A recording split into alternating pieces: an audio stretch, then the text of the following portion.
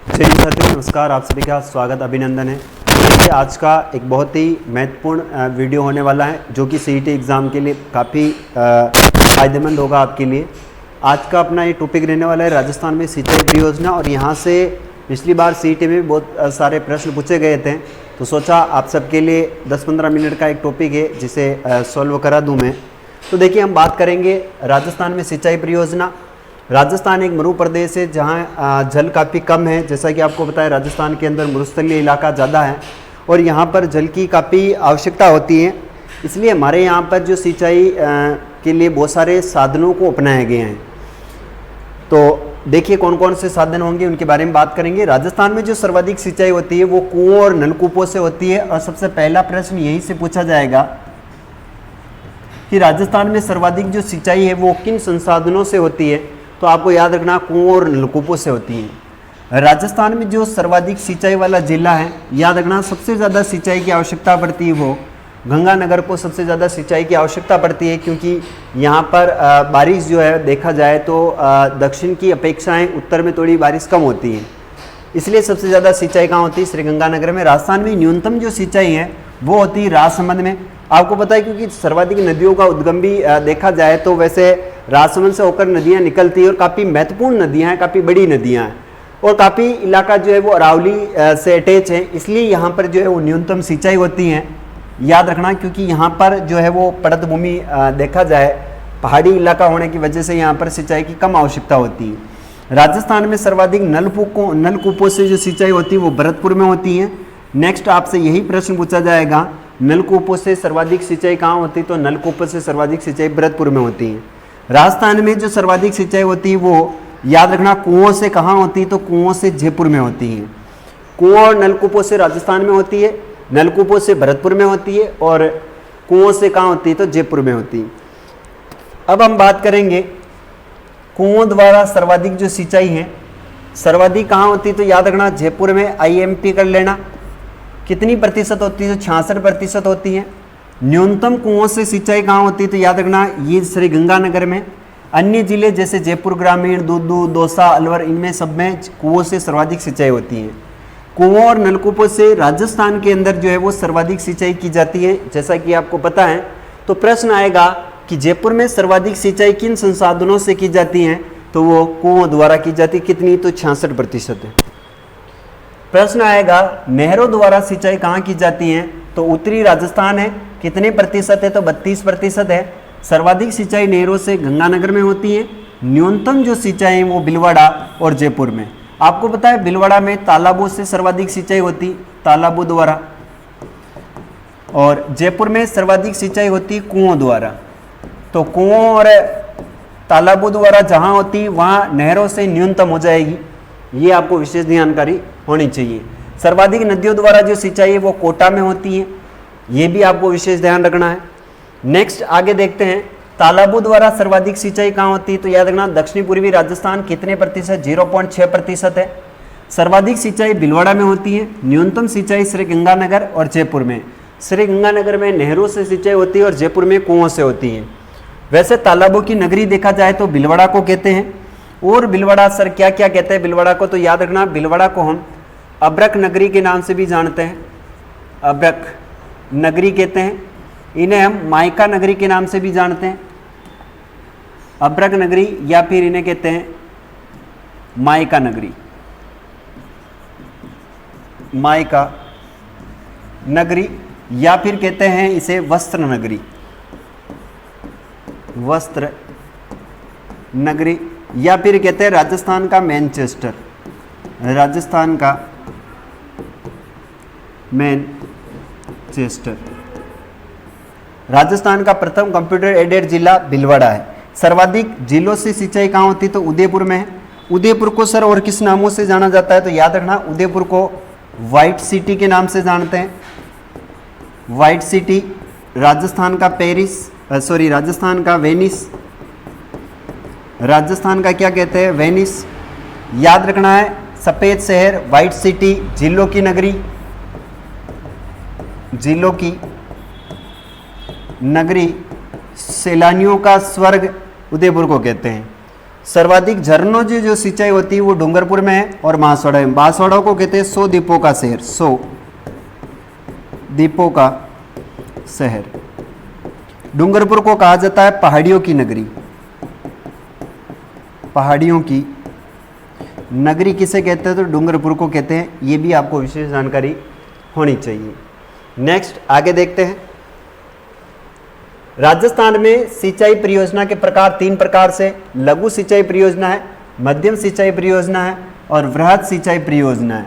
लघु सिंचाई परियोजना 2000 हेक्टेयर से जो है हेक्टेयर में होती हैं, मध्यम 2000 से लेकर 10,000 हेक्टेयर में होती हैं और वृहद जो है वो 10,000 से अधिक हेक्टेयर भूमि में जो सिंचाई परियोजना है वो वृहद है।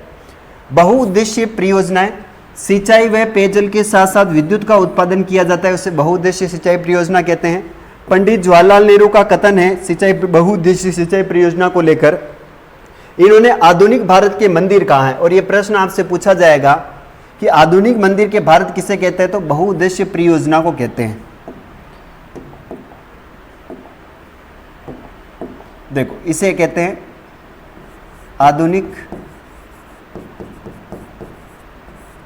भारत के मंदिर, भारत के मंदिर। और ये बहुउद्देशीय परियोजना को किसने कहा? तो याद रखना JL नेहरू ने, यानी जवाहरलाल नेहरू ने कहा है आधुनिक भारत के मंदिर।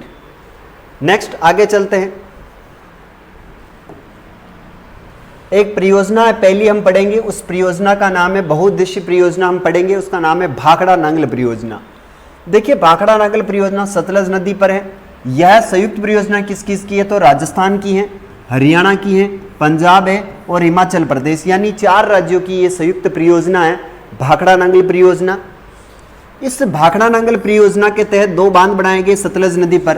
एक का नाम है भाखड़ा बांध जो कि बिलासपुर हिमाचल प्रदेश में बना हुआ है। एक बांध है नांगल बांध आपके रोपड़ है पंजाब के अंदर बना हुआ है। भारत का ये दूसरा सबसे ऊंचा बांध है और इसकी ऊंचाई मिलती है 226 मीटर। 226 मीटर भारत का दूसरा सबसे ऊंचा बांध है। भारत का सबसे ऊंचा बांध पूछा जाए तो याद रखना टिहरी बांध है और 260 मीटर टिहरी बांध की ऊंचाई मिलती है। टिहरी बांध कौन सी नदियों के संगम पर है? तो भागीरथी व बेलगाना नदी पर है। और ये कहाँ पर है? याद रखना यूनाइटेड ऑफ किंगडम नहीं है, यूके का मतलब होता है उत्तराखंड में है। ठीक है, यहाँ तक आई होप आपको चीज़ें सारी क्लियर हुई होगी। आगे है भाखड़ा नांगल परियोजना से कुल विद्युत का उत्पादन होता था 1493 मेगावाट, लेकिन वर्तमान में इससे 1534 मेगावाट बिजली का उत्पादन होता है अभी, जिसमें से राजस्थान का विद्युत में जो हिस्सेदारी है वो है 15.22। और यहीं से आपसे प्रश्न पूछा जाएगा कि भाखड़ा नांगल परियोजना से राजस्थान को विद्युत में कितनी हिस्सेदारी है? तो परसेंटेज पूछा जाए तो याद रखना 15.22 है और अगर विद्युत पूछी जाए तो 227.32 मेगावाट बिजली का राजस्थान जो है वो उपयोग करता है भाखड़ा नांगल परियोजना से।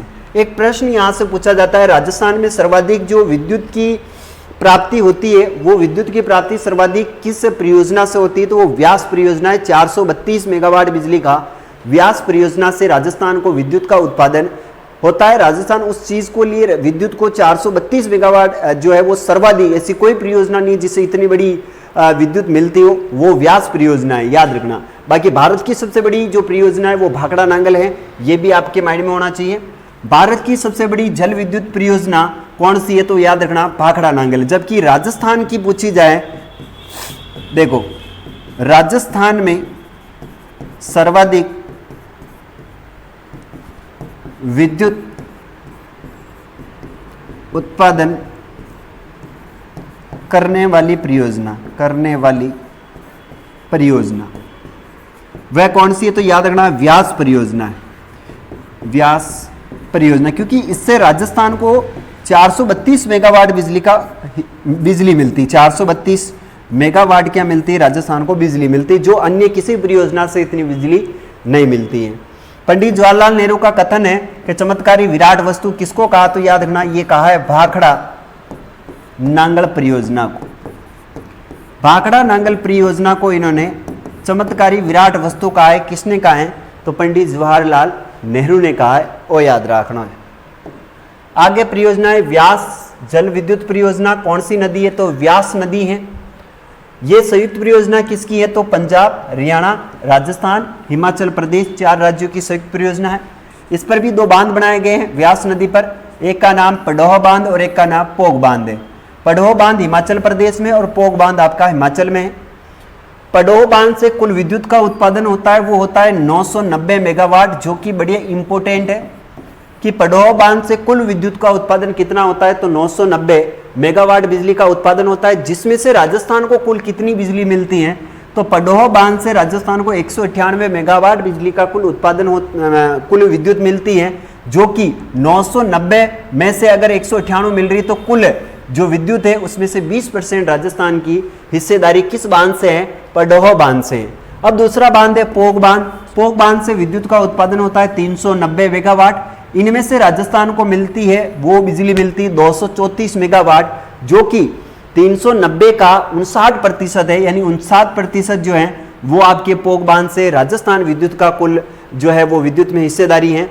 अगर दोनों को मिला ली जाए 198 और 234 को, तो राजस्थान की कुल विद्युत की उत्पादन होता है वो होता है आपके 432 मेगावाट, जो कि राजस्थान में सर्वाधिक विद्युत का उत्पादन करता है। सर्वाधिक विद्युत का क्या करता है, उत्पादन करता है, या विद्युत का सर्वाधिक यूज राजस्थान जो है वो व्यास परियोजना से करता है। यही मैं आपको कब से क्लियर करवाना चाह रहा था। नेक्स्ट आगे है माही बजाज सागर परियोजना। सर ये कौन सी नदी पर है, तो माही नदी पर है। माही नदी कर्क रेखा को 2 बार काटती है। कर्क रेखा को 2 बार काटती है, आपको सबको पता है। माही को हम दक्षिणी राजस्थान की गंगा कहते हैं। दक्षिण की क्या कहते हैं, इसे गंगा कहते हैं। इसे आदिवासियों की क्या कहते हैं, गंगा कहते हैं। आदिवासियों की क्या बोला जाता है, इसे गंगा, आदिवासियों की गंगा। इसे वागड़ की गंगा कहते हैं, वागड़ की गंगा। इसे कांठल की गंगा कहते हैं, कांठल की गंगा कहते हैं। संयुक्त परियोजना ये गुजरात और राजस्थान की संयुक्त परियोजना है। गुजरात को कुल जल में हिस्सेदारी 55% और राजस्थान की है 45%। केवल गुजरात की जो है वो केवल और केवल जल में हिस्सेदारी है, विद्युत में हिस्सेदारी नहीं है। माही बजाज सागर परियोजना से कुल विद्युत का उत्पादन होता है 140 मेगावाट का, जिसमें से केवल और केवल इस विद्युत का उत्पादन राजस्थान अपने लिए करता है, बाकी विद्युत में गुजरात की हिस्सेदारी नहीं है। जल में 45% राजस्थान की हिस्सेदारी है और गुजरात की 55 है, जबकि विद्युत में 100 की 100% हिस्सेदारी किसकी है, राजस्थान की है। फिर बात करते हैं, यहाँ पर बांध बना हुआ है माही बजाज सागर बांध, जो कि बोरखेड़ा बांसवाड़ा में है। लंबाई है इसकी 3109 मीटर, जो कि राजस्थान का सबसे लंबा बांध है। दूसरा बांध है कागदी पिकअप बांध परियोजना, कहाँ है, बांसवाड़ा में है। उद्देश्य सिंचाई हेतु बनाया गया ये बांध है।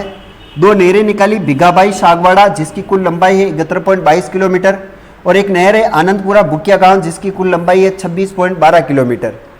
ये आपकी कौन सी परियोजना हुई, और इसी पर एक बांध बना हुआ है, आपको पता होगा कड्डाना बांध, कड्डाना बांध। और ये बांध बना हुआ है वैसे गुजरात में, लेकिन इसका संबंध बताया जाता है बांसवाड़ा से, क्योंकि इसका जो जल है इसका केवल और केवल जल जो उपयोग में लेता है वो बांसवाड़ा जिला लेता है। इसलिए आपसे पूछा जाएगा कड्डाना बांध का संबंध किस जिले से है, तो वो बांसवाड़ा से हो जाएगा। फिर है जाखम बांध परियोजना, कौन सी नदी है, कहाँ, प्रतापगढ़ में नदी है, जाखम नदी है। इसका उद्गम होता है भंवर माता की पहाड़ियाँ, उद्गम होता है इसका भंवर माता की पहाड़ियाँ। कहाँ पर है, तो प्रतापगढ़ में। सीता माता अभ्यारण्य प्रतापगढ़ में होकर बहती जाखम नदी। जाखम बांध है राजस्थान का सबसे ऊंचा बांध है, 81 मीटर इसकी ऊंचाई है।